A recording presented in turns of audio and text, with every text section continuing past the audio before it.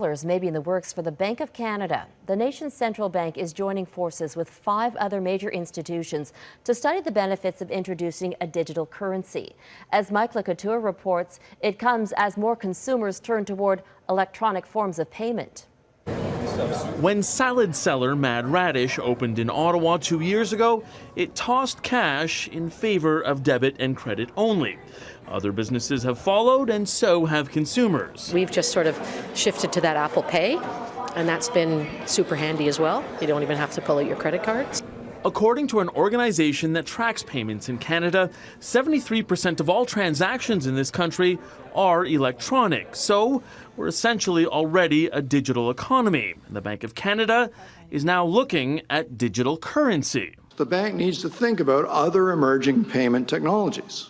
These, of course, include crypto assets, such as Bitcoin. The Bank of Canada announced today it's joining forces with 5 other central banks in England, Japan, Sweden, Switzerland, and the European Central Bank to study digital currencies. It's hard to ignore given the emergence of Bitcoin.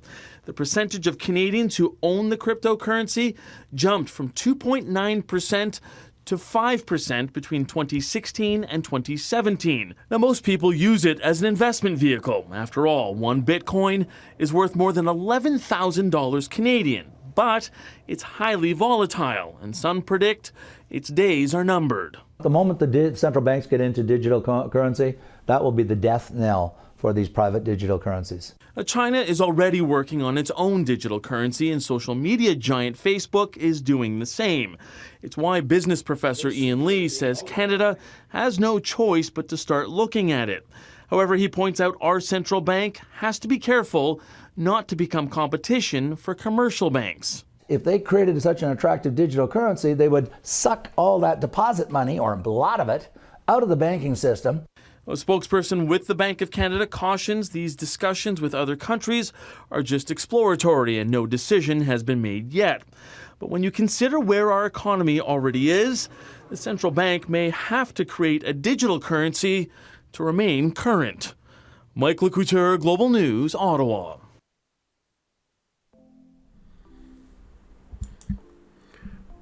Let's go, Canada. You got to understand that banks, people need banking. They don't need banks. So a lot of places are just accepting cards and digital. It's pretty much digital. They already have a digital currency. Like look at it like this. When you get paid, your money goes to your bank account. It doesn't go to you anymore. You don't get the money in your hand anymore, and you don't get no check unless you pretty much request it. Everything is going digital. You like what is Canada gonna do when everybody else has a digital currency and they don't? You gotta have something. It's not gonna replace cash. Well, you never know, but eventually it will. But like replacing cash, it's gonna be take time to do that, and it's gonna be easier for people to pay for things. It's quicker because when I go to the store, like it's just quicker to just deal with the digital. I can't tell the last time I used cash. I don't even like touching cash anymore, to tell you the truth. So this is good for Canada. I hope that they do come with a digital dollar, because it will be another form of payment. Just like how you have the coins and you have the $100 bill, the $5 bill. It's just another way to pay. If you choose to pay digital, pay digital. But if you want to pay cash, pay cash. But eventually, when they see the benefit of how much they're gonna save, I think it's gonna go. It's all gonna go to digital. So that's that with that. Hopefully we see this. It comes soon.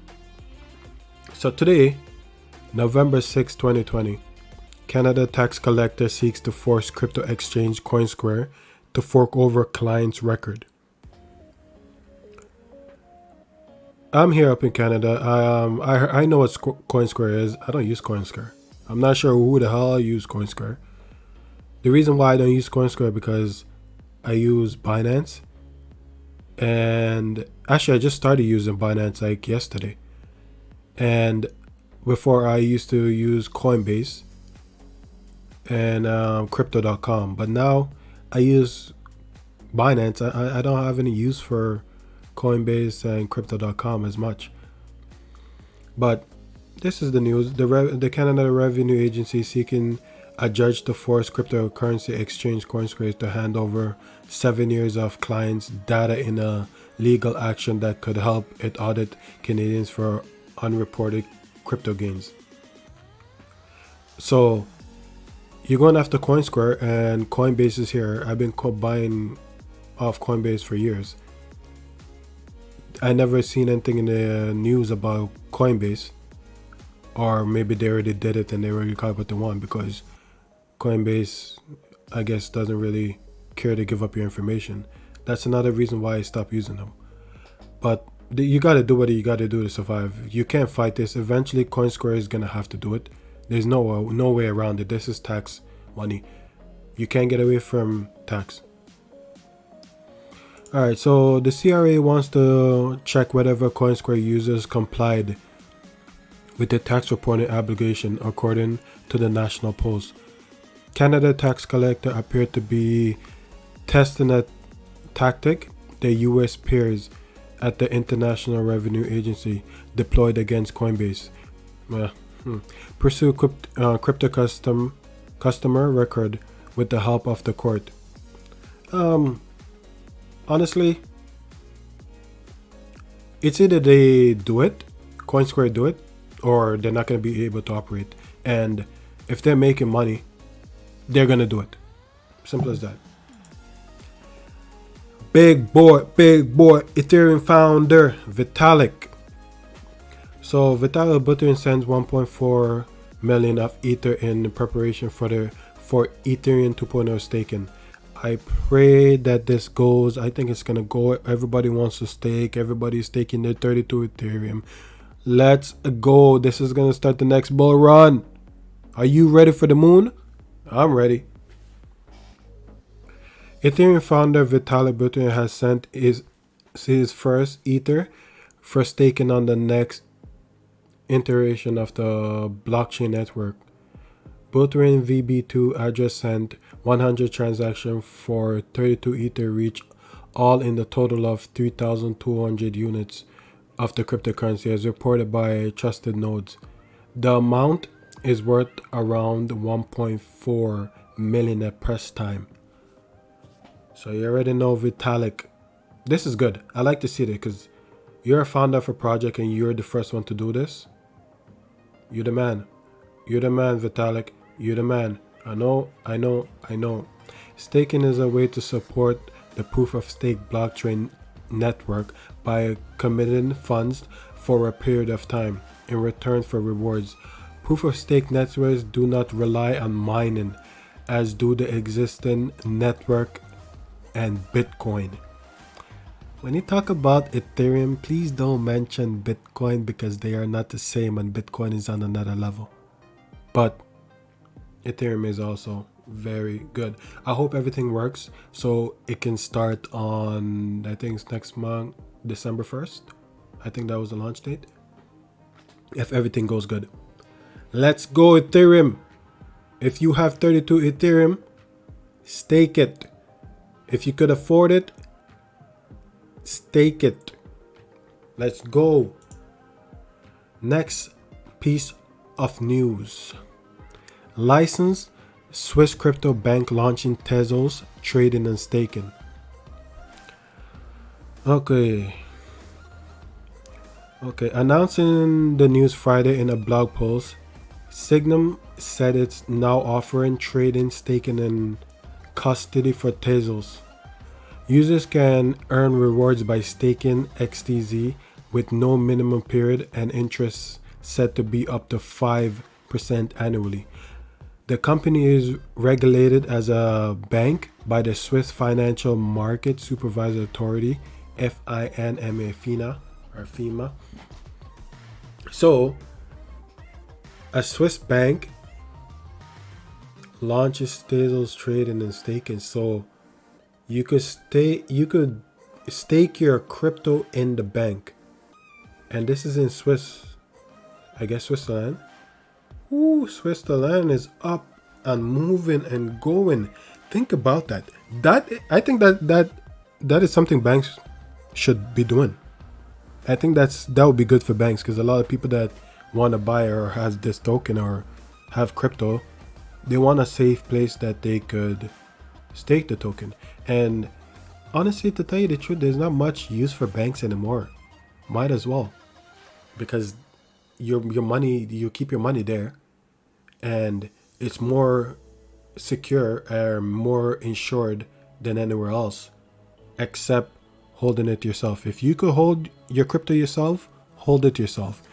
You will be better off, because you don't have to argue with nobody. You don't have to talk to nobody when you want to sell or when you want to trade or whatever you want to do. You are in control. You are your own bank. The best way to do it is for you to hold on to it with your private key yourself. But there's risk to that. You could lose your crypto key and anything could happen, but anything could happen with the bank. So you never know. It's up to you. Okay, Signet Banks now store digital asset with Taurus Group. Okay, so it's the same thing pretty much with Tezos. They're talking about following the April 2020 announcement of a 10 million Series A, 11.8 million, Taurus has expanded to become a major digital asset infrastructure provider for financial institutions in Europe, the firm said. So yeah, good for them. That's amazing. This is good news. I've been saying it for ever since that news came out about the US and the banks. I said that every bank has until January 1st to be able to hold digital asset, Bitcoin, Ethereum, and other cryptocurrency. I said it, and it looks like it's all happening now. It makes sense. We can't wait. The technology doesn't wait. It's either they get involved, adapt, or get left behind. So that's all the news I have for you guys right now, and maybe for today.